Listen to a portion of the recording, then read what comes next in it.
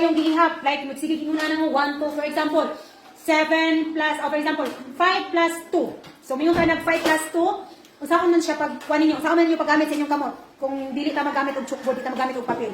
Usaon siya? 5 plus 2. O, 7. Very good. Dali naman siya. Kaya ang 5, yun sa ninyo? Yun sa man ninyo pagpurma. Ibutang sa kamutanan. For example, hatagan mo og number nga mas dako pa. For example, hatagan ka og kanang naang number nga mas dako pa sa masumpay sa imong kamot. For example, 9 plus 2 or 9 plus 6. Usaon man siya ninyo pag-answer para mas dali siya ninyong ansiran. Usaon na yon. 9 plus 6. Pila man siya? O, di ba dugay? 11. Oh, 9 plus 6, 11. 6. Sige, 9 plus 6. Sumpayin. Oh, gigamit ang tiil, gigamit ang kamot, na ay mas dali. Ang nindot, ano siya, mayon ka og 9 plus 6, anaon mo na siya paggamit ha, kanang dili mo pagamiton og papel, walay gamiton. Gayud sa utok. Ang kana asa may dako sa 9 ug 6. Asay dako ana? 9. Okay, 9 ang dako. Kanang dako, ibutang sa Utok. oh, ibutang sa utok. Manitin ako nang ipasulod sa inyo, nalimtan na ninyo. Ang kinadak-an, asa may dako ato? 6 ug 9? 9. Okay, 9 and plus 6. So, kanina 9. So, ang 9 mo ibutang sa? Utok. Oh, sa utok. Ang 6 mo ibutang sa? Kamot. Okay, sa kamot. So, ang 9, ayan na siya balansiha. Kay 9 naman to. Isulod sa utok ang 9. Nasulod na. Nasulod na ang 9 sa utok. Balansiha daw, be. Nasulod na. Isulod ang 9 sa utok. Nasulod na?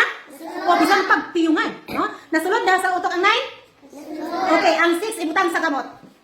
Ibutang sa kamot, ang 6. Okay. Pila kayo nasunod sa inyong utok? 9. Isumpay ni si 6. 10, 11, 12, 13, 14, 15. Pila ang answer? 15. Very good. O, di ba masayon siya? Masayon siya kaya nasunod na ang daghan. Bisan pag muingon ko karon. 45 plus 5. Pila? O, asa may dako? 45 or 5? 45. Okay, asa may ibutang sa inyong utok, ana, ang? Okay, 45 plus 5. Ibutang sa utok ang 45. Sumpayo og 5. Go, padayon, go. Pila? Kinsa yung answer? 50. Then, very good. 50. No, di ba mas dali? Na, anong dali man siya? Kay, gisulod sa utok ang dako. O, ana, na siya, no? Mas dali siya kung ang iyang ginadak-an, isulod nimo sa imuhang huna-huna sa imuhang utok, ipansak na sa utok, ayaw nilapos dire. Dire ra, ha? Basta ingon na, araw nga mas dali mo maka-answer kung diretso ra, ha? Butang ninyo sa utok. Asa ibutang sa utok? Ha? Okay, another example. Sige daw, be, paminaw.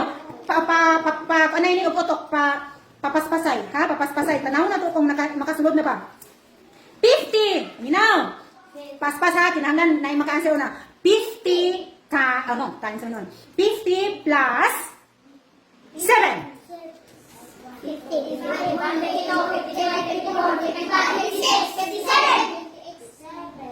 57. Kanang wala daw mag-i-update ka ng diretso lang mo answer. Kamuray magunahuna sa inyong hunahuna rin sa inyong ilalong. Sige daw, be, sulayan ako. 36 plus 4. Away mo pa na. 36 plus 4. Diretso. 40. Very good. O na, mas dali, di ba? So, yun na siya. No? Okay, Karon, i-plus ha? Karon, paminaw, isumpay na. Asa ibutang sa utok ang? Dako. O, so, inana siya, karon. 8 plus 6. 14. Very good. Oh, na? Dali na kayo, no? Kay gisulod na ang? Asa may gisulod ang? Ano dako? Gisulod ang dako sa? Utok. Okay, so bisan pagpiyungan. Bisan pag magpiyong-piyong ka kana. Diba? Okay, karon be. Imong mama ring hatag og duha ka pan. Ha? Paminaw James, imuha ning ansiran, walay mo ansiran ha. Imong papa gihatagan kita ba ni si Arjen lang, ikaw Arjen.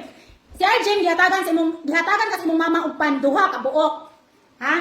Hingidungagan sa imong papa og duha pod ka buok nga pan. Pila naman tong imong pan?